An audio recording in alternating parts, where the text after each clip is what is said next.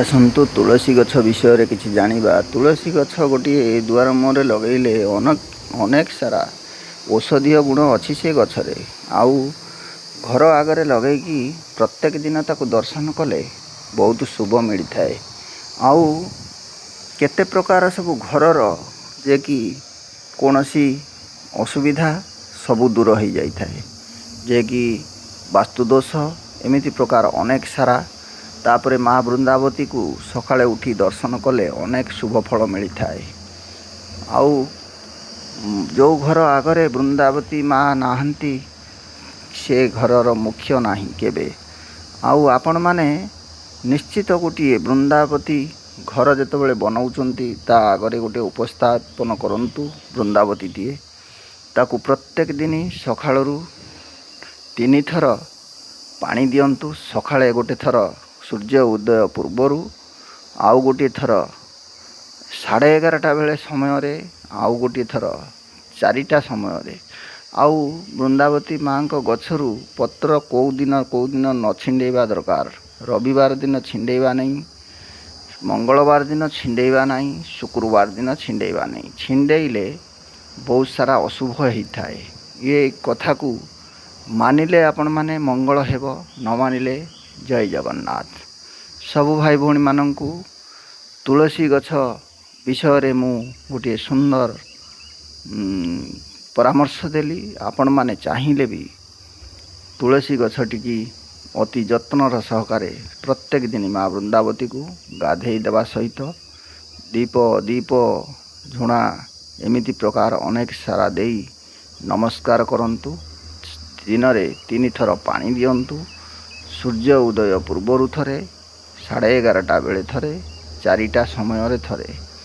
ପତ୍ର ଛିଣ୍ଡେଇବା ପୂର୍ବରୁ 3 ଥର ଆପଣ 3 ଦିନ ଛିଣ୍ଡାନ୍ତୁ ନାହିଁ।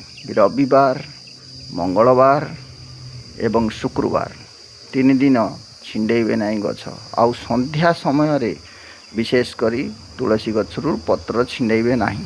ଯଦି ଛିଣ୍ଡାନ୍ତି ଅସୁବିଧା ବହୁତ। ଆପଣମାନେ ଭାବିବେ ମୁଁ ବୋଧେ ମିଛରେ କହୁଛି। ଆପଣମାନେ ମାନିଲେ ମଙ୍ଗଳ ହେବ, ନ ମାନିଲେ ଜୟ ଜଗନ୍ନାଥ। ଆପଣମାନଙ୍କର ଇଚ୍ଛା। ଘରର କିନ୍ତୁ ଯେତେବେଳେ ଘର ପ୍ରତିଷ୍ଠା କରୁଛନ୍ତି ଗୋଟିଏ ସୁନ୍ଦର ଭାବରେ ଗୋଟିଏ ମା ବୃନ୍ଦାବତୀ ସ୍ଥାପନ କରନ୍ତୁ। ସକାଳରୁ ସନ୍ଧ୍ୟା ଯାଏ ମା ବୃନ୍ଦାବତୀକୁ ଦର୍ଶନ ମିଳିଲେ ବହୁତ ଶୁଭ ଫଳ ମିଳିଥାଏ। ଆଉ ପ୍ରତ୍ୟେକ ଦିନ ମା ବୃନ୍ଦାବତୀକୁ ଗାଧେଇ ଦେବା ସହିତ ପୂଜା ଅର୍ଚ୍ଚନା କରନ୍ତୁ। ଦେଖିବେ ଘରର ସବୁ ଶାନ୍ତି ସବୁ ଫେରି ଆସିବ। ଆପଣମାନେ ଘରର ଗୋଟିଏ ସୌନ୍ଦର୍ଯ୍ୟ ପାଇଁ ଆମେ ତୁଳସୀ ଗଛଟିଏ ଲଗାଉଛନ୍ତି। ତୁଳସୀ ଗଛ ଖାଲି ସେମିତି ଲଗାନ୍ତୁନି, ଗୋଟିଏ କୁଣ୍ଡ ସାହାଯ୍ୟରେ ଲଗାନ୍ତୁ। ତାକୁ ପ୍ରତ୍ୟେକ ଦିନ ପାଣି ଦେବା ସହିତ ପୂଜାପୂଜି କରି ନିଅନ୍ତୁ। ଦେଖିବେ ଘରର ବହୁତ ଉପକାର ମିଳିବ। ଆହୁରି ଔଷଧୀୟ ଗୁଣ କହୁଛି, ଥଣ୍ଡା, କାଶ, ଜ୍ୱର ଆଦି ଏମିତି ପ୍ରକାର ଅନେକ ସାରା ବେମାର ପାଇଁ ତୁଳସୀ ଗଛଟି ନିହାତି ଆବଶ୍ୟକ ଅଟେ। ଆପଣମାନେ ମାନିଲେ ମଙ୍ଗଳ ହେବ, ନ ମାନିଲେ ଜୟ ଜଗନ୍ନାଥ। ମହାପ୍ରଭୁ ସମସ୍ତଙ୍କର ଦିନଟି ମଙ୍ଗଳମୟ କରନ୍ତୁ। ସମସ୍ତଙ୍କୁ ସେଇ ମହାପ୍ରଭୁ ଦେଖନ୍ତୁ। ଜଗନ୍ନାଥଙ୍କର ମସ୍ତକରେ ତୁଳସୀ ପତ୍ର ଡେଲି ଅର୍ପଣ କରାଯାଏ। କାହିଁକି ନା ଜଗନ୍ନାଥ ମହାପ୍ରଭୁ ବହୁତ ପ୍ରିୟ ତୁଳସୀ ଗଛ। ସେ ଜଗନ୍ନାଥ ମହାପ୍ରଭୁଙ୍କ ମସ୍ତକରେ ସେଥିପାଇଁ ଚଢ଼ା ହୁଏ। ମହାପ୍ରଭୁ ବହୁତ ଆଦର କରନ୍ତି ଯେ କି ମା ବୃନ୍ଦାବତୀଙ୍କୁ। ସେଥିପାଇଁ ଅନେକ ସାରା କାହାଣୀ ଅଛି ଯେ କି ମୁଁ ଆଜି କହିବାଟା ମୋର ସମ୍ଭବ ହୋଇପାରୁନାହିଁ। କାହିଁକିନା ସବୁ ଜଗନ୍ନାଥଙ୍କର ସେଇ ଯେଉଁ ତୁଳସୀ ଗଛ କାହାଣୀଟି କହିବାଟା ସମ୍ଭବପର, କାହିଁକିନା ସମୟ ହେବ ନାହିଁ। ତେଣୁକରି ଆପଣମାନଙ୍କୁ ଖାଲି ସର୍ଟ ଉପରେ କହିଦେଉଛି। ଗୋଟିଏ ଘର ଉପସ୍ଥାପନ ଯେତେବେଳେ କରୁଛନ୍ତି, ପ୍ରତିଷ୍ଠା କରୁଛନ୍ତି, ତା ଆଗର ବୃନ୍ଦାବତୀ ମାଟିଏ ଚଉଁରାଟିଏ ଉପସ୍ଥାପନ କରନ୍ତୁ। ଆଉ ତାକୁ ଭଲ ଭାବରେ ସୁନ୍ଦର ଭାବରେ ପ୍ରତ୍ୟେକ ଦିନ ପୂଜାପୂଜି କରିବା ସହିତ ତାକୁ ଗାଧେଇ ଦେବା ସହିତ ଡେଲି ଧୂପ ଝୁଣା ଦେଇ ପୂଜାପୂଜି କରନ୍ତୁ। ଦେଖିବେ ଯେକୌଣସି ଘରର ବାସ୍ତୁଦୋଷ ଥିବ ସବୁ ସମସ୍ୟାରୁ ଆପଣମାନେ ଦୂରେଇ ଯିବେ। ଆପଣମାନଙ୍କର ସବୁ ଶୁଭକାମନା ମିଳିଯିବ।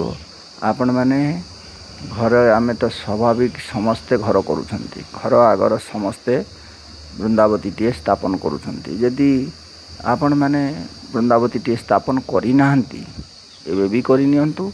ଆଉ ବୃନ୍ଦାବତୀ ମା ତୁଳସୀ ଦେଖିବେ କେତେ ସାରା ତାଙ୍କର ମହିମା।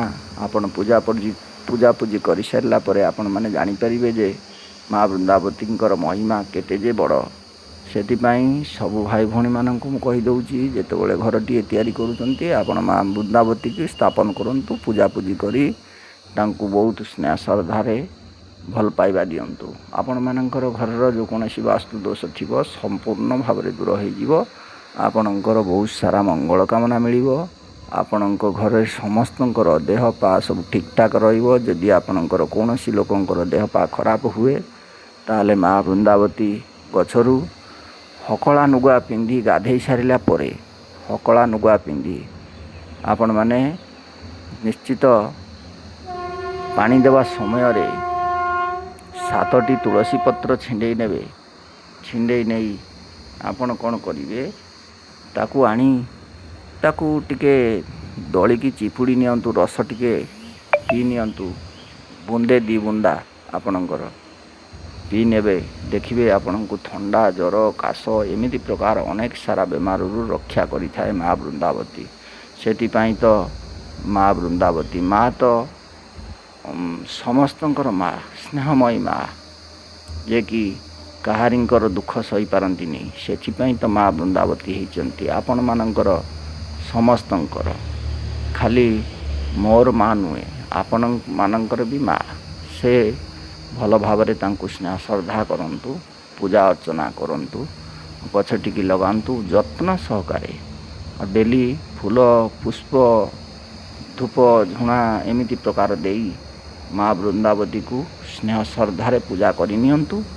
ଦେଖିବେ ଅନେକ ସାରା ଉପକାର ମିଳିବ। ଅନେକ ସାରା ଯେ କି ଔଷଧୀୟ ଗୁଣ ଅଛି ସେ ଗଛଟିର, ଯେ କି ସେଥିପାଇଁ ସେ ମା କାହାରିଙ୍କ ଦୁଃଖ ଦୁର୍ଦ୍ଦଶା ସହିପାରନ୍ତିନି ବୋଲି ସେ ତ ମା ହେଇଛନ୍ତି। ମା ହେଉଛନ୍ତି ସ୍ନେହମୟୀ ମା। ସିଏ ସମସ୍ତଙ୍କ ଦୁଃଖ ହରଣ କରନ୍ତି। ଆପଣମାନେ କ'ଣ କରିବେ, ସେ ଗଛଟିକି ବହୁତ ସ୍ନେହ ଶ୍ରଦ୍ଧାରେ ପୂଜା କରନ୍ତୁ। ଆଉ ତା'ର ବିଧି ଅନୁସାରେ ତାକୁ ପାଣି ଦିଅନ୍ତୁ। ସକାଳେ ସୂର୍ଯ୍ୟ ଉଦୟ ପୂର୍ବରୁ ବୃନ୍ଦାବତୀକୁ ପାଣି ଦେବା ସମୟରେ ପାଣି ଦେଇକି ସୂର୍ଯ୍ୟଙ୍କୁ ପାଣି ଦିଅନ୍ତୁ। ପୁଣି 11:30 ସମୟରେ ମା ବୃନ୍ଦାବତୀକୁ ଥରେ ପାଣି ଦେଇ ପୁଣି ସୂର୍ଯ୍ୟଙ୍କୁ ନମସ୍କାର କରନ୍ତୁ। ପୁଣି ସନ୍ଧ୍ୟା 4ଟା ବେଳେ ବୃନ୍ଦାବତୀକୁ ପାଣି ଦିଅନ୍ତୁ, ସୂର୍ଯ୍ୟଙ୍କୁ ନମସ୍କାର କରନ୍ତୁ। ଆଉ 3 ଦିନ ତୁଳସୀ ପତ୍ର ଛିଣ୍ଡାନ୍ତୁ ନାହିଁ। ସେ ବାରଗୁଡ଼ିକ ଶୁଣି ନିଅନ୍ତୁ। ରବିବାରରେ ଆପଣ ତୁଳସୀ ପତ୍ର ଛିଣ୍ଡେଇବେ ନାହିଁ। ମଙ୍ଗଳବାରରେ ଆପଣ ତୁଳସୀ ପତ୍ର ଛିଣ୍ଡେଇବେ ନାହିଁ। ଆଉ ଶୁକ୍ରବାରରେ ତୁଳସୀ ପତ୍ର ଛିଣ୍ଡେଇବେ ନାହିଁ।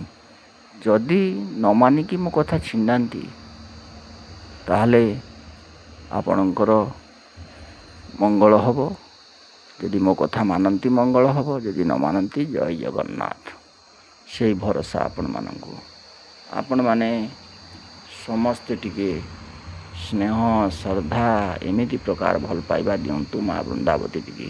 ମୁଁ ଆପଣଙ୍କମାନଙ୍କ ପାଖରେ ଗୋଟେ ସୁନ୍ଦର ଭିଡ଼ିଓଟେ ଆପଣମାନଙ୍କ ପାଖରେ ଉପସ୍ଥିତ କରି ମୁଁ ଉପସ୍ଥାପନ କରୁଛି, ଯେ କି ଆପଣମାନେ ବହୁତ ସଂଖ୍ୟାରେ ସେ ଭିଡ଼ିଓଟିକି ଭଲ ପାଇବା ଦେବେ।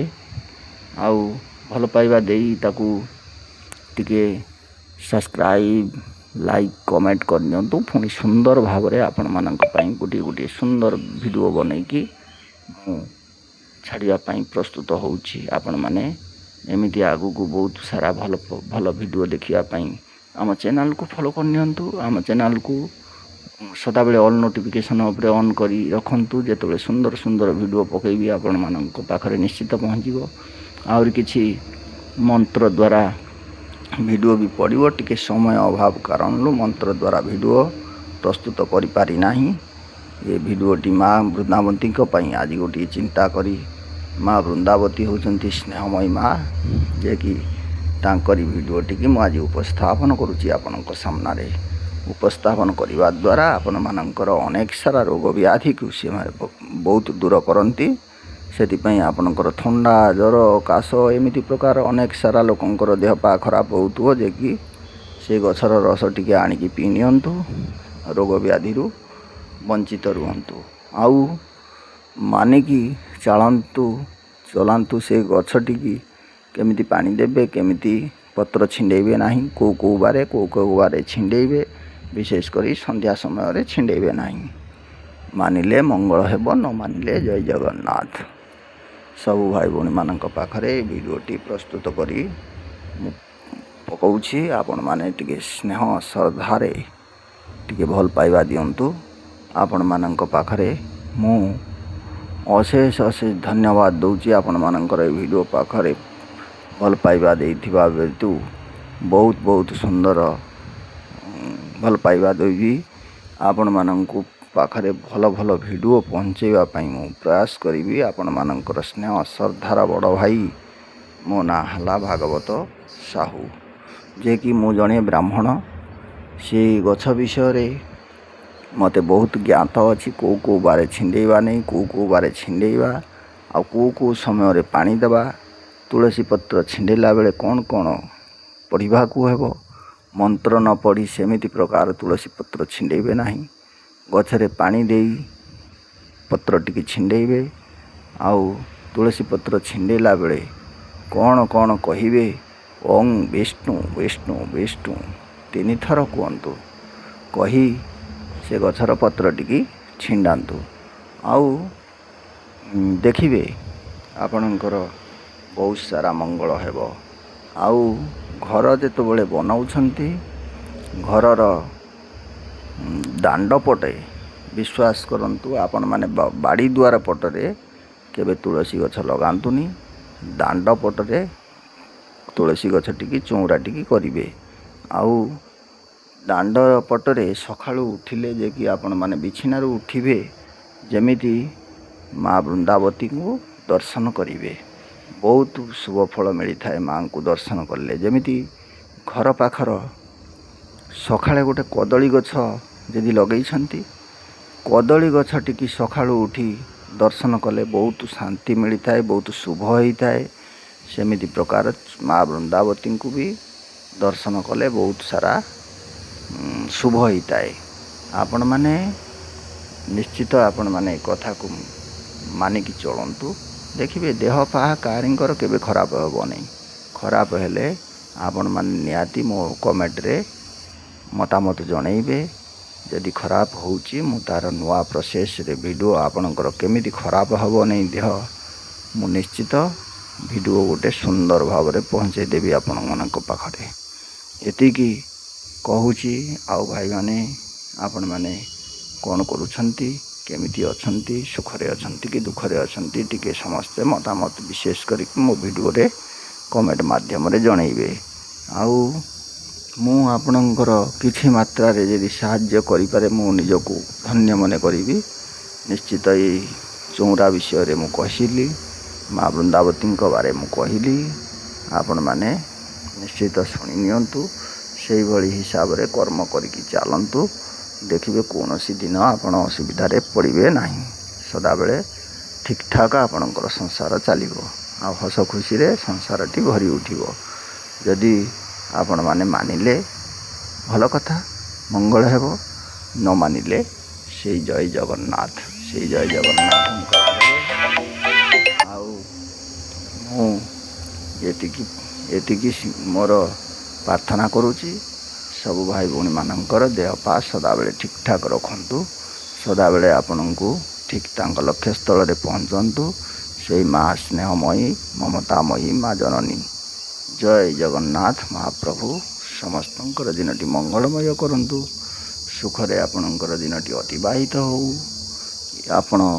ଆପଣଙ୍କ ଲକ୍ଷ୍ୟସ୍ଥଳରେ ଖୁବ୍ ଶୀଘ୍ର ପହଞ୍ଚି ଆପଣଙ୍କର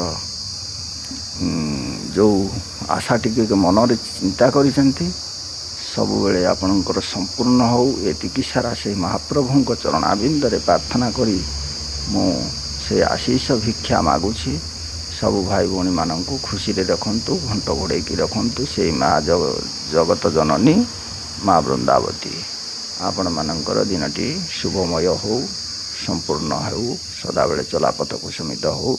ରହୁଛି। ଜୟ ଜଗନ୍ନାଥ, ଜୟ ଜଗନ୍ନାଥ।